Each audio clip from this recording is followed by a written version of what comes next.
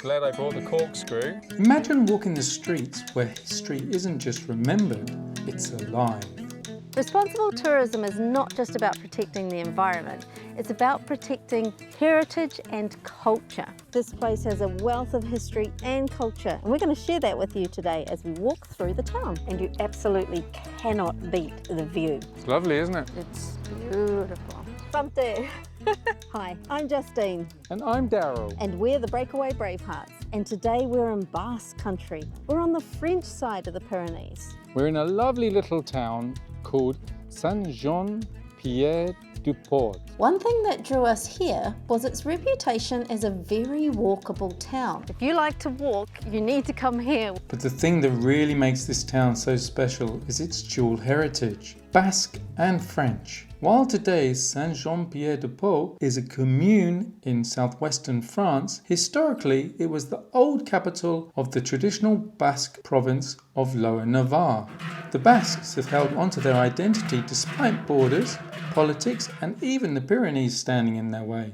Their traditions, food and language have survived centuries. In Spain, some Basque regions have autonomy, complete with their own parliament and police. On the French side, Basque culture is just as vibrant, but without the same official recognition. Still, as we walk through the town, we'll see the symbols, hear the language, and taste the traditions that keep it alive. But because this is also France, the first thing we need to do is buy a baguette. So we're in Rue d'Espagne at the moment. So by the mid-18th century, the town comprised of 64 master craftsmen, cobblers, weavers, goldsmiths, stone cutters and chocolate makers. Today it's pretty much doing the same thing, which is pretty amazing. Yeah. Above number 9 you can still find the price of wheat in 1789. There's a chocolatier. Oh, this is where we got our bread from. And it was an artisan, so they're obviously still practicing like they did in those days in the medieval times. That's right, a local taught us to look for artisan on shop signs.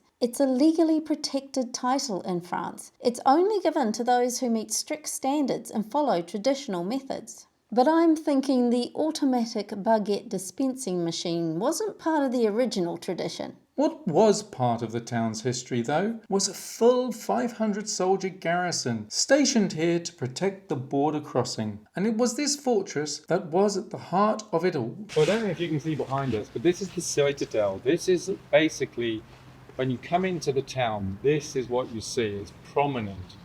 And this current building is 1625 to 1627. So quite an impressive thing. It was built on the original fortifications of the castle. Imagine just walking along here, the soldiers that would be here guarding and protecting. So I'm going into a sentry tower now. Just let that spider live. As you look through here, you're pointing towards possible imminent attack. Looks pretty peaceful now. After the Napoleonic Wars, the town's military importance faded, and then with railways and modern transport, its commercial importance faded too. So the streets are empty on a Monday morning because everyone is here at the morning market. I mean, my God, French market. Oh Yeah. God, I could be here for years. This market has an incredibly long history, dating back to the Middle Ages. This is where you're going to find fresh local produce, as well as some imports. So it pays to know what's in season, so you know which ones you're getting at 0 kilometres. And one thing I love is that you will need to bring your reusable bag. There's not a plastic bag in sight, and they will charge you just slightly extra for a paper one. Awesome stuff. Look at those tomatoes. Down in the market, you can have a little bit of banter with the locals as well, because I mean my French is horrendous. Avez-vous le produit local? Oui. It's sheep? What sheep? No chèvre. It's mouton. Oui. Ah, okay. I was going to say todo bien. Esquerec asco. Merci. Minos? No, not Minos. That's Spanish. Poco? No, not poco. That's too much. Oh my God. Sucre and sucre. Un poquito. No, poquito. Small. Un petit peu. Of course, French wasn't the only language once spoken in this town. Basque culture is one of the oldest cultures in the world, and its language is considered a unicorn language because researchers just can't work out how old it is. It has no known origins. Euskara, or the Basque language, is still in play today, but only about 25 to 30% of the population can speak it fluently. That's because over the years, Basque Country was a political point. Many families chose not to teach their younger generations the Basque language. And then, of course, during the Franco period, it was suppressed entirely and was illegal. But like the phoenix, it's rising again, and it's even taught in schools. Despite my best efforts of French and Justine's one word of Basque, we still managed to score the essentials at the market. Don't worry, you'll get a taste of these local treats soon enough. But first, let's take a stroll around town to work up an appetite. Speaking of appetites, we're hungry for subscribers, so we're going to take 20 seconds of your time for a shameless plug. So if you're enjoying the video, please take a second to hit subscribe. It's quick, it's free, and it really helps out the channel. It makes a huge difference. Those 1,000 subscribers mean a great deal to us because at the moment you might be seeing ads, but those ads are not actually helping us in any way. They're just helping the big giant. Please help us reach the 1,000 subscribers. Okay, back to our regularly scheduled program. Where were we? I have something that we got from the tourist information translated into English, a kind of a step-by-step, so you can do your own walking tour. There's plenty of visits as well. I mean, we're talking about A to P in the alphabet of stops. The Basque Country sits right on the natural divide of the Pyrenees mountains. So here we are on the French side at the Gate de France. So we are now looking towards France from Basque Country. The Basque people were once united in a country that spanned both sides of the Pyrenees. That was the Kingdom of Navarre. But then in 1512, the Crown of Castile, Spain, invaded the southern part of Navarre. This northern region of Basque Country maintained its independence all the way up to 1589, when Henry III of the Navarre inherited the French crown and brought this area under French control. The Basques found themselves caught between two powerful neighbours in conflict. The Treaty of the Pyrenees in 1659 cemented the divide, with some Basque provinces under Spanish rule and others under French. The Basques didn't get a say in the matter. So that explains why the town needed a garrison. But soldiers weren't the only ones passing through. Pilgrims have been making their way through this town for centuries. So the name of the town means St. John at the foot of the pass, because this is the starting point where people head off across the Pyrenees on the pilgrimage of the Camino de Santiago as they head towards the shrine of James the Apostle. This is the Gate of Saint-Jacques, and this is basically where pilgrims would come through and do their pilgrimage. Not to be confused with the cathedral in Paris, this is the Notre Dame Gateway. It's the best preserved part of the old wall. It wasn't until the 11th century that the bridge was actually built, which was a bit of an issue for pilgrims. Yeah, there were some dishonest tollmen.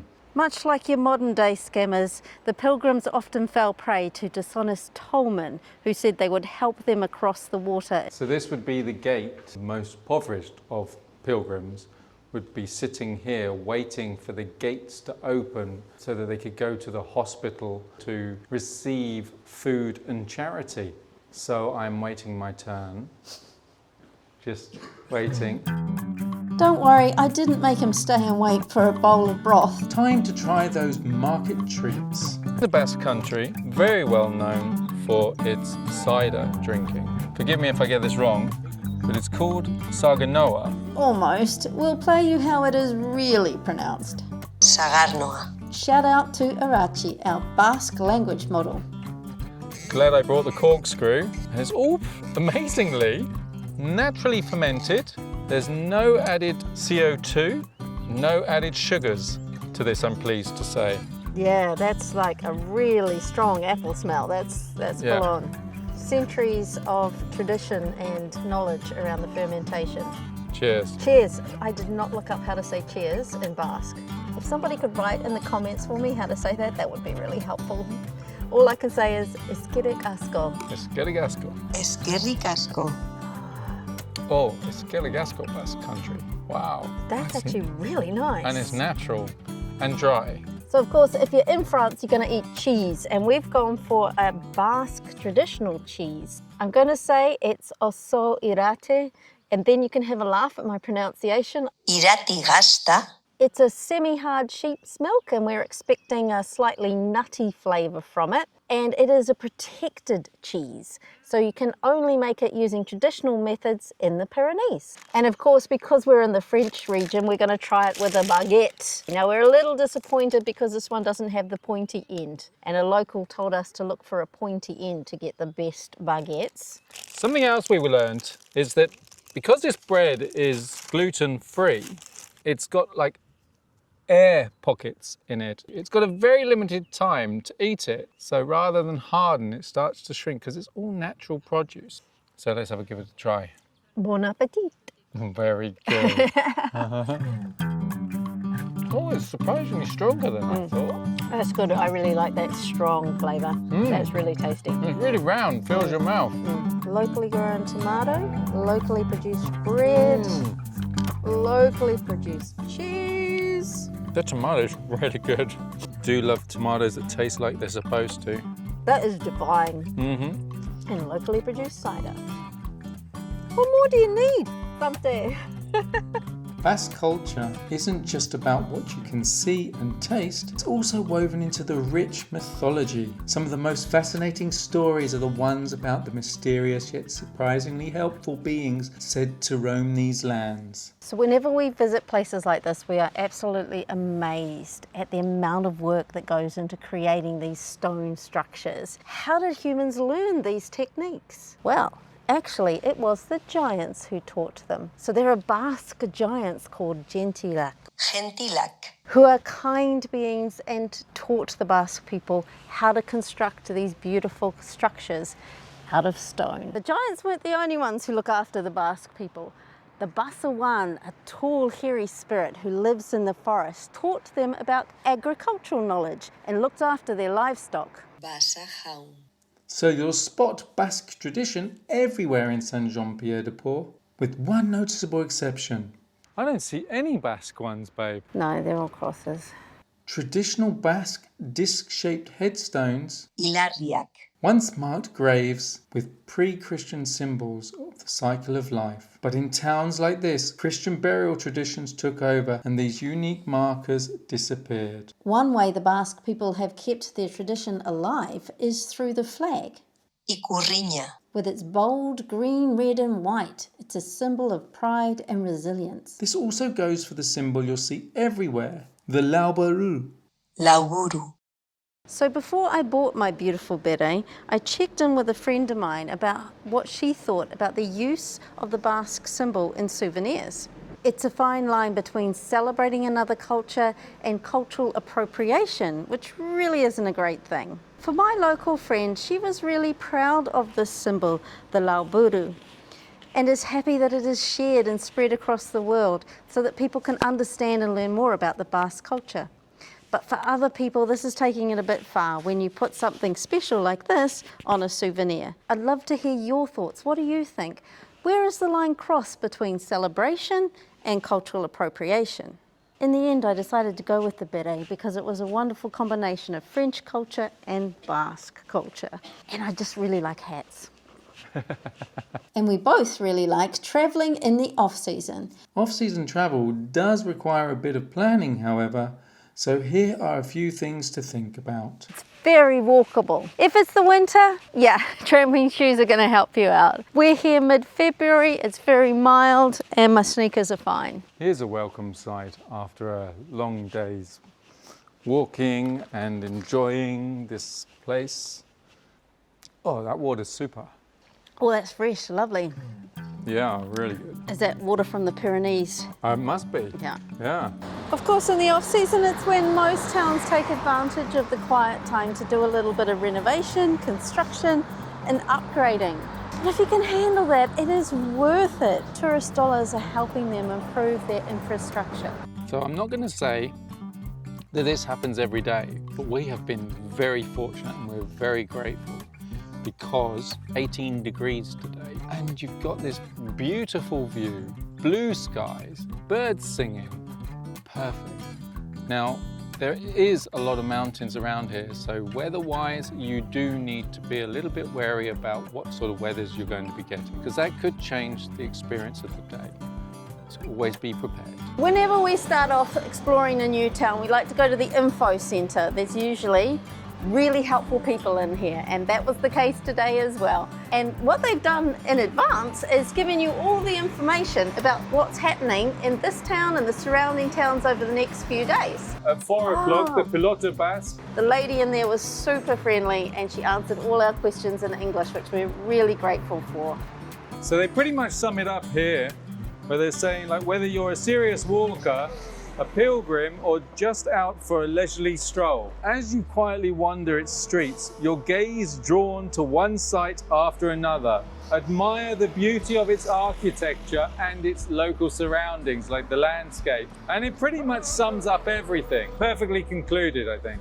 So as the sun goes down over the town, we're going to look out for the Goeko, Gahueco, the night spirit who warns against disrespecting the nighttime and the darkness. He warns that the night is mine, the day is yours. In a poetic way, the Basque remembered not to mess with nature's rhythm. Day must give way to night, just as every journey must come to an end. And here we are at the end of what's been a fantastic day in Saint-Jean-Pied-de-Port. We've had a wonderful day just learning about the history and the culture and just enjoying nature. So follow us in our journey as we go through the south of France now. We hope you'll be there. Until then, happy travels everyone.